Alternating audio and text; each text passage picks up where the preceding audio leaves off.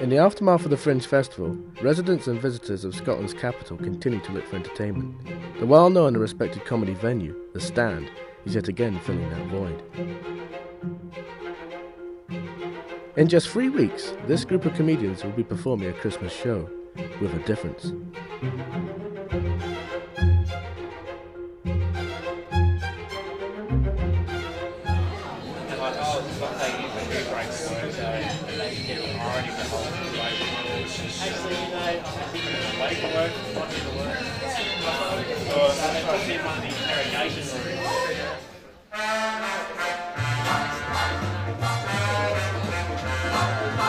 It's the Stand Comedy Club. Now please welcome to the stage Susan Morrison.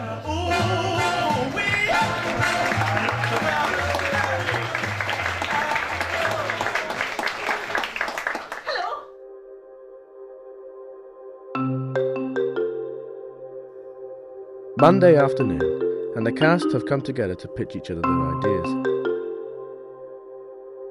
This is the first of many scheduled sessions as a group, and it'll take some time to collectively decide what they're actually going to use in the performance, just weeks away. Could we take any sketches and Christmas theme them? The what? Like, can we, Yeah. you know what I mean? Like, just put a Christmas spirit with Let's it. think about it in terms of what's our narrative. So where do we want to start from and where do we want to end? And then we've got to figure out how we do that in sketches. So Okay, there's got to be, like, say, the narrative, so where we want to start, where we want to end, Yeah. and then think up the vehicle as to how we get there. Well, if those are the 3 sections, and we've got the 3 of you guys. I think it may be quite good to give the audience, to include the audience somehow in that Secret Santa, just because we can give out really obnoxious gifts. Yeah. Ideas have run dry for the moment, but tomorrow is another day, and for now, time is on their side. It's early November, and the city of Edinburgh is buzzing with Christmas festivities. For her to get a present, she's got to answer. You have to. Oh, yeah, you say quiz. you've got to answer. Okay, if you want to celebrate Christmas, tell me this. Who was the 3 people who came to see you? Just give her a quiz. Yeah. What so were we the need 3 gifts questions. that the wise men gave? Yeah, he's doing a character. Oh, is he? Yeah. Do we know what he's doing? No. Can we find out? I tried to, yeah, but I'll find it again. Yeah. He gave me a good description and I forgot what he said. But I should. That could potentially be. We need to coordinate that with him because that could potentially be weak. The couple arrived at a hostel that day and went to reception to book in their stay. A charming Australian was manning the desk. I am Jeff Gawler, and Broken Windows Policy is a monthly sketch show that we do at the Stand in Edinburgh. And how often do you perform? And Well, monthly, yes. Oh, do you want to pause there? Yeah. We perform monthly. Yes, it's the first Wednesday of every month. We throw a show together, and yeah, it's always, or generally always, sort of new stuff each month. So, yeah. Can you tell us a little bit about your own comedy background and how you became to get involved with Broken Windows Policy? I've been doing comedy for about 4 years now. I moved to Glasgow about 4 and a bit years ago, and yeah, just started doing some stand-up. Just went down to a local bar. Always wanted to try it. Saw a bunch of open spots, and I thought, wow. I know, I can celebrate Christmas and Hanukkah. You denied our Lord and Saviour. You. Your Jesus, stabber. You people killed him. Jesus was Jewish. You're not- I'm going, whoa, whoa, whoa, whoa, whoa, whoa. Yeah. And then knocking him down with like a Christmas decoration, something like that. And then someone walking by like behind a fake Christmas tree like this, and like this, spinning around, and I'm already like falling down. It's So- hot music in the background. Exactly. So you can just go. You can have a line and just be. You need to pass the Christmas test. Hey, I've done a lot worse. I'm like God, man. Who are you and who are the Broken? Who are you? Who are you? I am Lara Bross and part of the Broken Windows Policy. So the Broken Windows Policy is a sketch comedy group. We rehearse as much as we can throughout the month and then perform the first Wednesday of every month at the Stand Comedy Club. When I came to Scotland, I sort of went out seeking the sketch comedy scene because that's what I had been doing previously in New York, and there was pretty much non-existent. So I found the Stand Comedy Club, and in New York, if you want to get anywhere in the comedy scene, you have to kind of work in the club, and you've got to sweep the floors and do all that kind of stuff, and make your contacts. So that's what I did. I got a job here, and then found out that nobody else working here wanted to be in comedy. So just basically met a few other comedians and found some people that also wanted to do sketch comedy, held some auditions, and so I was one of the founders of Broken Windows Policy. We could do something with the screen as well if you want. We could film something and play it at that point. That's fine, but the way we were going to bring the guests on was through Martin Byrne being inappropriate.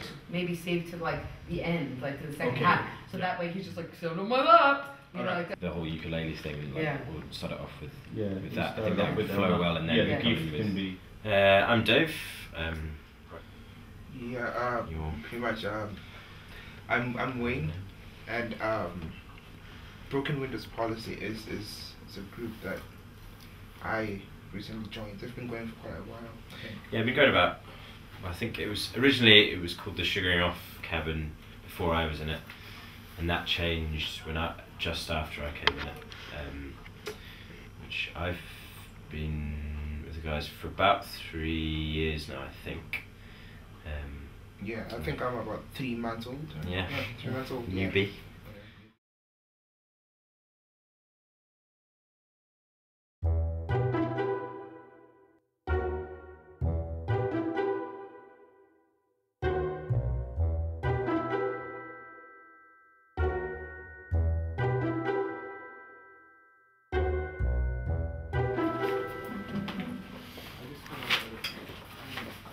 Yeah. And you're like, pissed off because you've been shafted. Right. One of us What did I get? Given you don't get anything because But I say whoever shit has to your three of us sort of give, like you give someone a gift and someone gives. I know how to handle it. Yeah. And then like the last one, like you're expecting to get a gift from whoever's still got a gift, and whoever that is just gives it to someone in the front row, sort of thing. Right. And you're like, what the fuck? Sort of going, we need a fucking banging Christmas charity. What charity are we going to do? And then everyone's sort of arguing about what charity they want. It's just the stuff in bold text is the stuff that I'm going to read out as like sort of telling us. Me either, dingus. Morgan Freeman. I think Bob's doing his mime character. Oh yeah, that's quite good actually. Have you seen that? No.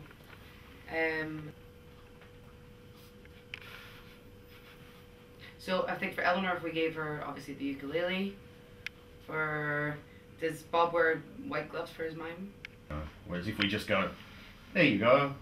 Yeah, but I also wanted to lead. In the absence of the director, Keir McAllister, the group continued to read through the script alone.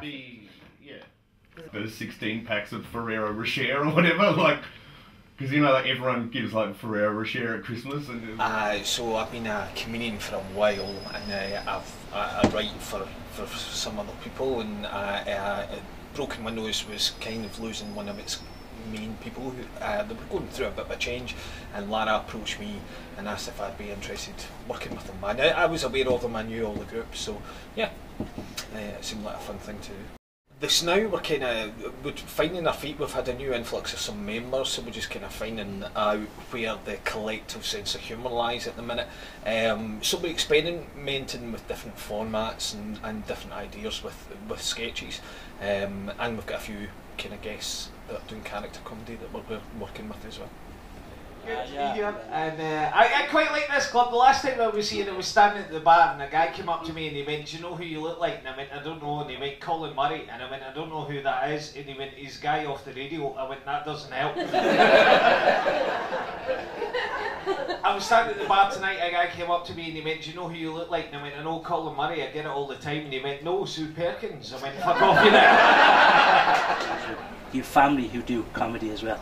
Yeah, my wife's a comedian, so it's quite, well, I work full time at this, but she does it part time, so it can be a bit awkward with me being out most nights and she's in during the day, but we manage fine, and she's in the business, so she kind of knows what the situation is and what's demanded and all the rest of it. But it kind of eats up your time. Research actually came out at the start of this year that said apparently women cry for up to 16 months of their lives. 16 months, women! 16 months! You can pretty much double that if they've ever dated John Leslie. So.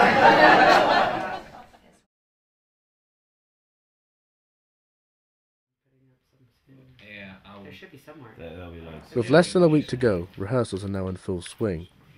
But maintaining stamina is proving difficult for some of the group. Rehearsals are due to start for the day, but some of the team have failed to arrive on time. They have a bit cheeky, but it's not, they're not being dicks.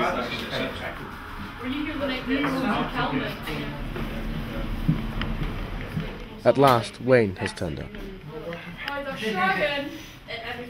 No, because Jeff went to the wrong venue. Went to the wrong venue. Yeah. They made it stand there. Followed by a slightly worse for wear, Jeff. Back's hard. How are you feeling today? Oh, ruined, mate. So retarded. First things first, when else can we, just so that we know how to Bob?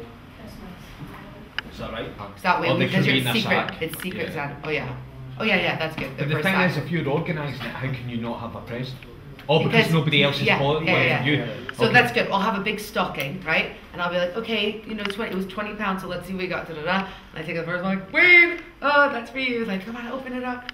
Thank you. It's so nice. Oh, look, it's a shoe. Yeah, just being like really fucking rude, loud, and obnoxious, like. The whole crowd. Well, the majority. Or just like bombard the crowd, just like. Oh yeah, I'm coming. Look at the table. Take this thing over. Yeah. Coming. With the team now on their feet, the show can finally begin to take shape. Are you guys like? Sorry about that, guys. Right, here's the clips. Oh, there you go.